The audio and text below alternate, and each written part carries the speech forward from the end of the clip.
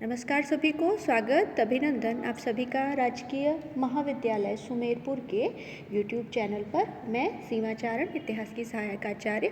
आज की जो YouTube की जो क्लास है वो हम बात करने जा रहे हैं बौद्ध धर्म के बारे में।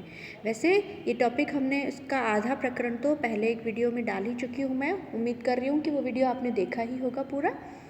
अब हम बात करने जा रहे हैं बौद्ध धर्म के प्रमुख सिद्धांत, क्या जीवन के बारे में, ईश्वर के बारे में, वेदों के बारे में, आत्मा के बारे में बौद्ध धर्म के सिद्धांत थे, कैसे इनको लिपिबद्ध किया गया, अलग अलग समय पर अलग अलग संगीतियों के बारे में, बौद्ध धर्म की जो दो मुख्य शाखाएं आगे जाकर विभाजन जो हुआ उसके कारण हीनयान और महायान जो अस्तित्व में आई, उनमें क्या मतभेद था, क्या उनमें डिफरेंस था, इसके अलावा बौद्ध संगीतियों के बारे में, और सबसे बड़ी चीज़ कि बौद्ध धर्म की विश्व को क्या देन है उसके बारे में हम बात करेंगे। तो सबसे पहले हम बात करते हैं बौद्ध दर्शन के ऊपर।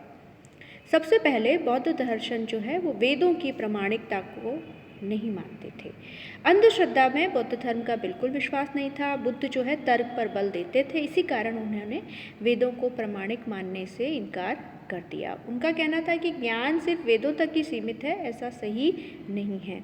इसके अलावा वेदों में जो बातें कही गई हैं उनको हम अंतिम सत्य मान लें और आगे सत्य की खोज में नहीं जाएं, उसके लिए वो तैयार नहीं थे। उन्होंने कहा कि इस तरह से समाज में, मानव जीवन में अंधविश्वास पैदा होगा और मानव बुद्धि जो है कुंठित हो जाएगी। बौद्ध धर्म अनीश्वरवादी है। उनका मानना है कि बौद्ध विश्व की रचना ईश्वर ने नहीं की है। इसके जो विचार थे अनीश्वरवादी, ईश्वर के अस्तित्व पर संदेह करते थे बुद्ध, इसके कारण कई लोगों ने उनको नास्तिक भी कहा। परंतु बुद्ध का कहना था कि मनुष्य की बुद्धि परीक्षात्मक होनी चाहिए। किसी ने कह दिया और आप पूरी तरह से उसकी बात को सच मान लें, ऐसा नहीं है। हर चीज़ को हमें परखना चाहिए।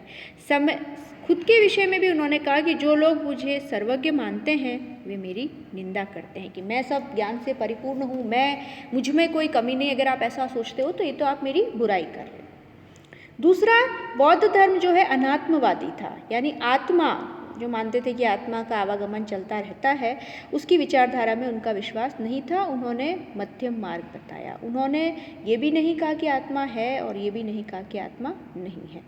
इस पे विवाद में पड़ने से ही उन्होंने इनकार कर दिया है। उन्होंने कहा कि आत्मा है तो मनुष्य को अपने से प्रेम हो जाएगा, आसक्ति हो जाएगी। आसक्ति ही किसका कारण है? संपूर्ण दुख का कारण है। यदि वे कहते हैं कि आत्मा नहीं है तो फिर इंसान ये सोचेगा कि मरने के बाद तो कुछ शेष रहेगा ही नहीं, तो हम क्यों अच्छे कर्म करें। इस कारण इसमें वो विवाद में पड़ना उन्होंने उचित नहीं समझा। उसके बाद बुद्ध जो है वो कर्मवादी थे। उनका मानना था कि इंसान जैसा कर्म करता है उसे वैसा ही फल भोगना पड़ता है। मनुष्य का ये लोक और उसके बाद में परलोक में उसके साथ कैसा बर्ताव होगा, कैसी उसकी स्थिति होगी, ये सब उसके कर्मों पर निर्भर है। पर कर्म का अर्थ वैदिक कर्मकांड नहीं थे। उनका अर्थ था मानसिक, कायिक और वाचिक जो भी हम इच्छाएं रखते हैं वो ही कर्म होते हैं। उनका कहना था कि अच्छे कर्मों से ज्ञानवान और पाप रहित हुआ जा सकता है, और आचरणहीन जिसके कर्म अच्छे नहीं हैं वो ब्राह्मण शूद्र के समान है।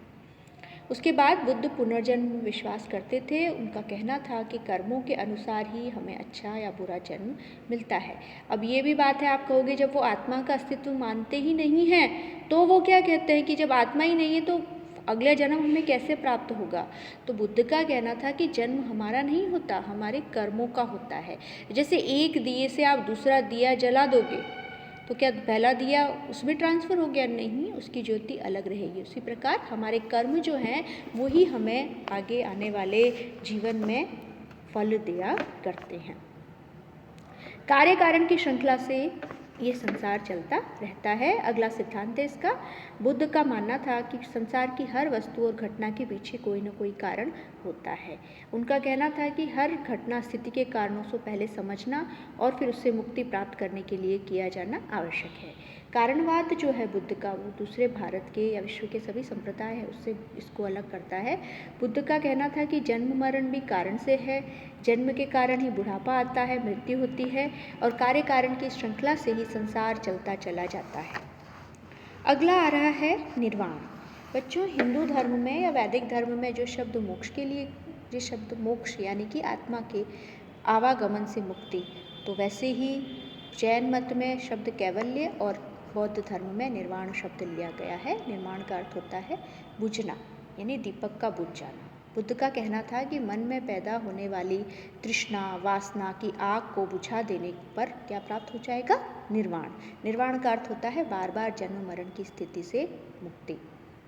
इस विषय में जो है बुद्ध ने अपने शिष्यों को कहा भी था कि ये संसार अनादि है, तृष्णा से संचालित हुए प्राणी इसमें भटकते फिरते हैं, ना उन्हें आदि का पता चलता है ना ही अंत का, और उन्हें बार बार जन्म लेना पड़ता है।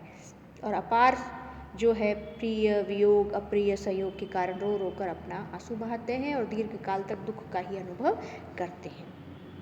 उन्होंने कहा था संसार से, सारे संस्कारों से निर्वेद प्राप्त करो, वैराग्य प्राप्त करो, मुक्ति प्राप्त करो। उसके बाद में बुद्ध का अगला सिद्धांत है आत्मावलंबन, यानी खुद के ऊपर आश्रित होना। आत्मावलंबन पर बहुत जोर दिया है उन्होंने कहा है बौद्ध धर्म का एक बहुत प्रमुख तत्व है करुणा। करुणा जो है 3 प्रकार की होती है। एक तो है स्वार्थ मूला करुणा, माता का अपने पुत्र के प्रति, क्योंकि उसका स्वार्थ होता है इसलिए करुणा होती है। सहेतु की करुणा, अगर किसी अनजान व्यक्ति को आप दुख में देखो तो आपका हृदय द्रवित हो जाएगा, दुखी हो जाएगा, इसको कहा है सहेतु की करुणा। और एक है अहेतु की करुणा या महाकरुणा, इसमें हमारा कोई स्वार्थ नहीं है और हम अच्छा कर्म कर रहे हैं या नहीं कर रहे, हमें इस पर कोई विचार नहीं करना, उसके बावजूद हमारे जो करुणा बिखेरेंगे वो आएगी महाकरुणा। महात्मा बुद्ध का मानना था कि इंसान खुद अपना भाग्य विधाता है, अपने ही प्रयासों से वो दुख से छुटकारा पा सकता है, किसी ईश्वर की कृपा की उसे आवश्यकता इसके लिए नहीं। अब बुद्ध का एक और सिद्धांत है क्षणिकवाद या परिवर्तनवाद। परिवर्तन और क्षणिकता में बौद्ध दर्शन बहुत विश्वास करता है। उनका कहना है कि संसार में कोई भी चीज़ नित्य नहीं है, सर्वदा चली आएगी ऐसा नहीं है, उनकी स्वतंत्र सत्ता नहीं है, दोनों परिवर्तनशील है इसलिए नाशवान है। बुद्ध का कहना था ये संसार परिवर्तनशील है, इसकी हर वस्तु हर क्षण बदलती जाती है, यहाँ तक कि आत्मा और दुनिया भी निरंतर बदलती जाती है। पर यह संसार में जो परिवर्तन हो रहा है वो जनसाधारण को दिखाई नहीं देता है। उसके बाद बुद्ध के सामाजिक विचारों पर भी आ जाते हैं। जैसे महावीर स्वामी ने ब्राह्मण जाति का विरोध किया, ब्राह्मणवादी व्यवस्था कर्मकांडों का विरोध किया, बुद्ध भी उसके विरोधी थे। उनका कहना था कि जन्म के आधार पर किसी को छोटा बड़ा मानकर हम गलत करते हैं। वैसे मैंने बताया ही है कि अगर कोई ब्राह्मण कुल में पैदा हुआ है और फिर भी उसके कर्म अच्छे नहीं हैं तो वो शूद्र के समान मानते थे। वे दास प्रथा के भी विरोधी थे। उनका मानना था बेकारी एक अभिशाप है और राज्य का कर्तव्य है कि हर किसी को काम में लगाए रखे। बुद्ध राजतंत्र के पक्ष में थे, राजा को सारी भूमि का स्वामी मानते थे। उनका कहना था कि आदर्श राजा वो हो जो शस्त्र बल के बिना, दंड के बिना, नीति और धर्म के माध्यम से अपना शासन चलाए। सामाजिक उन्नति के लिए उन्होंने कई सारी बातें बताई, जैसे हिंसा, निर्दयता, पराई स्त्रियों के साथ दुराचार करना, इन सब का उन्होंने विरोध किया। चुगलखोरी, कड़वी भाषा और प्रलाप के विरुद्ध थे। उनका मानना था कि हर गृहस्थ को अपने माता पिता की सेवा, गुरुजन की सेवा, पत्नी की सेवा, मित्र की सेवा, सेवक की सेवा और साधु सन्यासियों की सेवा करनी चाहिए। इसके अलावा बौद्ध का जो बहुत प्रमुख सिद्धांत था कि द्वेष से द्वेष, नफरत से नफरत या बैर से बैर नहीं मिटाई जा सकती, प्रेम का सहारा लेना चाहिए, अक्रोध से क्रोध को जीतना चाहिए और दूसरों की गलतियों को देखने की आदत हमें नहीं रखनी चाहिए। मन, वचन, कर्म को संगत रखते हुए अपना जीवन यापन करना चाहिए। अब एक बौद्ध धर्म का प्रमुख सिद्धांत है प्रतीत्य समुत्पाद। जैसा कि मैंने बताया कि बुद्ध का कहना था कि संसार में जो कुछ हो रहा है उसके पीछे कोई न कोई कारण अवश्य है। तो प्रतीत्य का मतलब होता है इसके होने से और समुत्पाद का मतलब होता है यह उत्पन्न होता है, यानी ये कार्य कारण की एक श्रृंखला पूरी उन्होंने बताई थी। किसी कारण से कोई बात उत्पन्न होती है, इसे हम कार्य कारण नियम भी कह सकते हैं, जो कि बुद्ध के मूल उपदेशों में से एक है। उनका कहना था कि कोई भी घटना के लिए कारण आवश्यक है, बिना कारण कुछ भी घटित नहीं हो सकता। उनका कहना था कि इस कार्य कारण परंपरा यानी प्रतीत्य समुत्पाद से ही सत्य की स्थापना हुई और संसार में बार बार जन्म लेने और उससे होने वाले दुखों का कारण सृष्टिकर्ता या ईश्वर नहीं है, परंतु उसके कुछ निश्चित कारण होती हैं। इस कारण बुद्ध को अनीश्वरवादी भी कहा गया है। प्रतीत्य समुत्पाद को महात्मा बुद्ध ने इतना महत्व दिया कि उन्होंने उसे धम्म या धर्म का नाम दिया। अब हम आ जाते हैं बौद्ध भिक्षु और संघ की। मैंने बताए थे आपको 10 शील, अगर जानने हो तो पुराने वीडियो को आप ज़रूर देख लीजिए। अपने विचारों को स्थायी बनाने के लिए बुद्ध ने व्यवहारिक दृष्टि से काम लिया। उनको पता था कि इतने अनुयायी जो हैं उनके कठोर नियमों का पालन नहीं कर सकते, इसलिए अनुयायियों को 2 भागों में बांट दिया। एक तो गृहस्थ थे जिनको कि उपासक नाम दिया गया, और उसके बाद में जो सन्यासी थे जिन्होंने गृहस्थ जीवन, सांसारिक जीवन का त्याग कर दिया था, उनके लिए उन्होंने भिक्षुक शब्द का भिक्षुक शब्द काम में लिया। ये लोग जो हैं गृहस्थ जीवन छोड़कर बुद्ध के उपदेशों का पूरी तरह से पालन करते थे और बौद्ध धर्म के प्रचार प्रसार में अपना पूरा जीवन व्यतीत किया करते थे। शुरुआत में बुद्ध ने जो है स्त्रियों को कहा कि ये अगर स्त्रियां आएंगी तो संघ में भ्रष्टाचार फैल जाएगा, इसलिए अनुमति नहीं दी। परंतु उनके एक बड़े प्रिय शिष्य थे आनंद, उनके कहने पर बुद्ध ने जो है स्त्रियों को भी त्यागी जीवन बिताने की अनुमतियाँ दी और उनको लिए भिक्षुणिया शब्द काम में आया। मैंने बता दिया था कि बुद्ध के भिक्षु संघ में शामिल होने वाली पहली महिला, उनकी जो मौसी थी वो प्रजापति गौतमी ही थी। उपासक और उपासिकाएं गृहस्थ जीवन में पुरुष और स्त्रियों को कहा जाता था, जो गृहस्थ जीवन में रहते हुए महात्मा बुद्ध द्वारा बताए गए मार्ग का अनुसरण करते थे। भिक्षु वर्ग को संगठित करने के लिए, संयमित बनाए रखने के लिए महात्मा बुद्ध ने बौद्ध संघ की स्थापना की। संघ में जो है भिक्षुओं को वहाँ की जो दिनचर्या है और कार्यक्रम के अनुसार जीवन बिताना पड़ता था। यहाँ जाति पाति का कोई भेद नहीं था और कोई इसका अधिपति नहीं था। संघ का काम होता था बौद्ध धर्म का प्रचार प्रसार करना। संघ में रहने के लिए भिक्षु और भिक्षुणियों के लिए अलग अलग मठ, जिसको कि विहार कहते थे, बने होते थे। वहाँ वे सादा जीवन बिताते थे। साल के 8 महीने तो भिक्षु और भिक्षुणियाँ घूम घूम कर बौद्ध धर्म का प्रचार प्रसार करते थे, और 4 माह जो अपन चौमासा कहते हैं आज, जो वर्षा ऋतु होती है, उसमें मठ में रहते हुए आत्मचिंतन और साधना करते थे। आगे चलकर ये मठ जो है प्राचीन भारत में शिक्षा के महत्वपूर्ण केंद्र बन गए। बौद्ध संघ का परिचालन जो है गणतंत्रात्मक प्रणाली के आधार पर होता था। संघ संबंधी कार्यों में हर भिक्षु के अधिकार समान थे।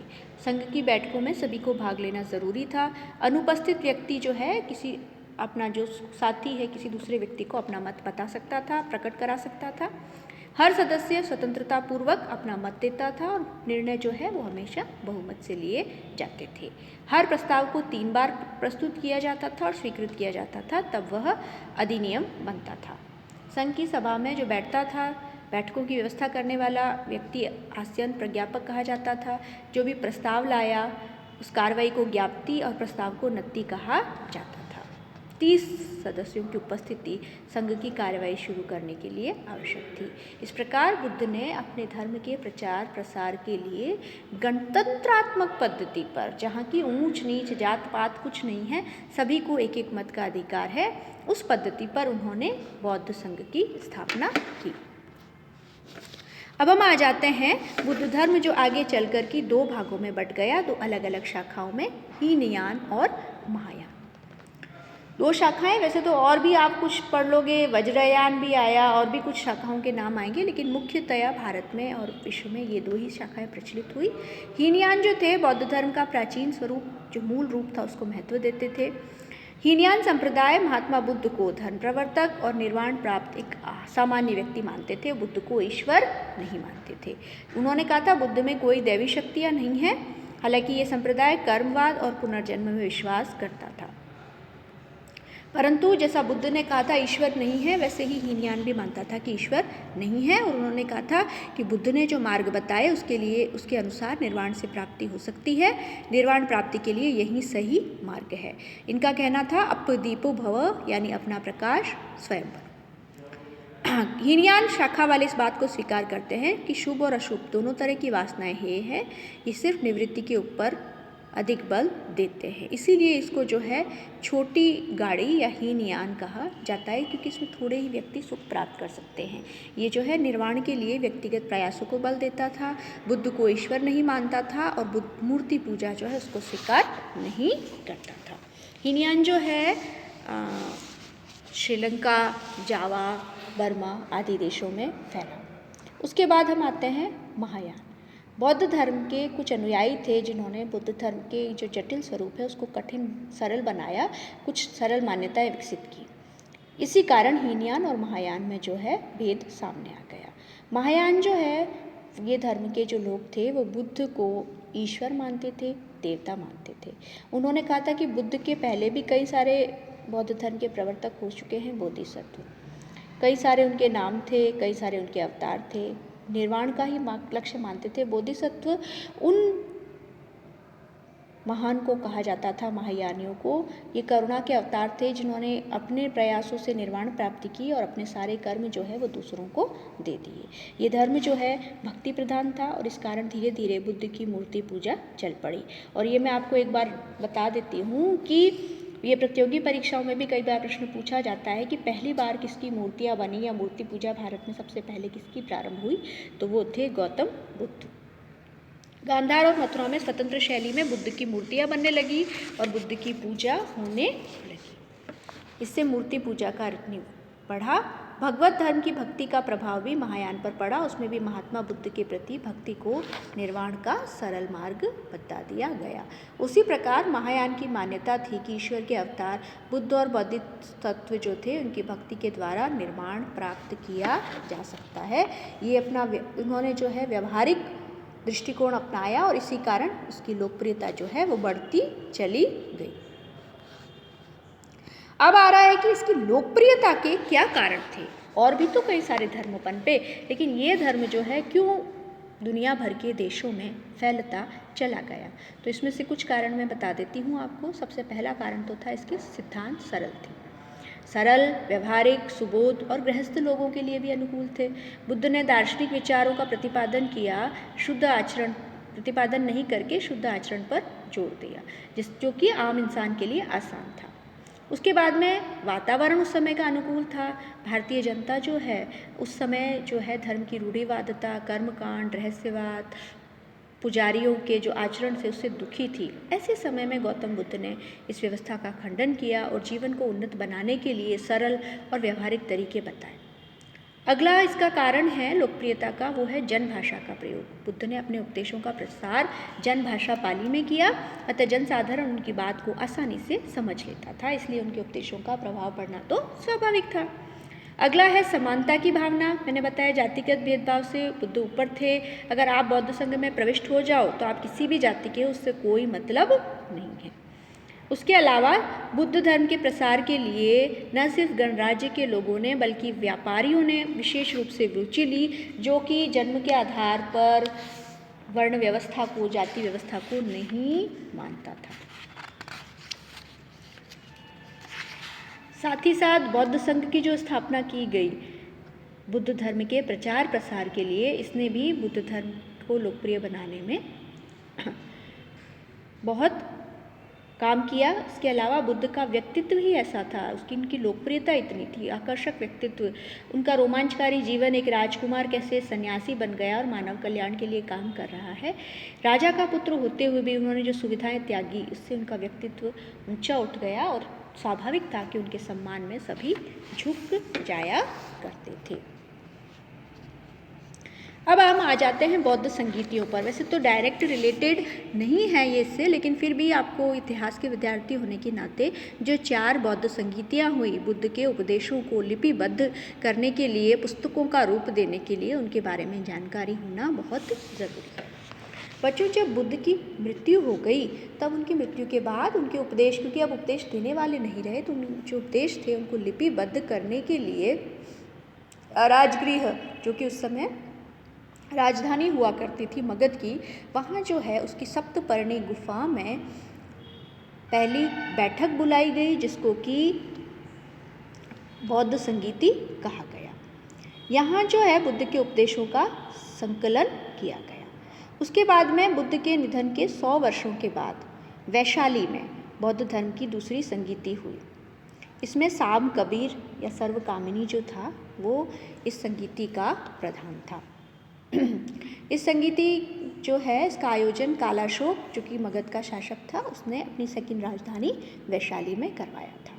तीसरी बौद्ध संगीति हुई महान मौर्य शासक अशोक के समय में पाटलिपुत्र में। इस संगीति में अभिधम्म पिटक की रचना हुई। जो पहले 2 पिटक सुत्त पिटक और विनय पिटक जो है प्रथम बौद्ध संगीति में लिखे गए। इस संगीति में भी जो है स्थावरवादियों की प्रधानता रही। संगीति के जो चेयर पर्सन थे वो थे मोगली बुद्ध तिस। और चौथी संगीति या अंतिम संगीति बौद्ध धर्म की वो कनिष्क के काल में बुलाई गई। कनिष्क ने बुलवाई कश्मीर के कुंडलवन में। इस संगीति के प्रधान थे वसुमित्र और यहाँ जो है महायान मत का प्रभाव सबसे ज़्यादा था।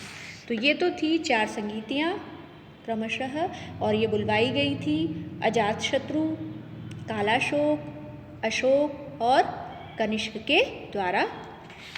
उसके बाद हम आ जाते हैं बौद्ध धर्म की विश्व को क्या देन है, क्योंकि ये अपने आप में एक महान क्रांति था। इसने भारतीय संस्कृति को ही प्रभावित नहीं किया बल्कि विश्व में भी जो है अलग अलग धर्म जो प्रचलित थे उनको अपना योगदान दिया, एक अन्य प्रभाव उस पर पड़ा। सबसे पहले तो पहली बार एक ऐसा धर्म आया जो सीधा साधा था, जिसमें नियम, निरर्थक विधि विधान, पुरोहितों की ज़रूरत अब नहीं थी। कर्मकांड जो पूरी दुनिया भर में फैले हुए थे उसके ये विरुद्ध था। इसके अलावा बौद्धों की मठ प्रणाली ने न सिर्फ हिंदू धर्म को बल्कि बाहर वाले धर्मों को भी प्रभावित किया।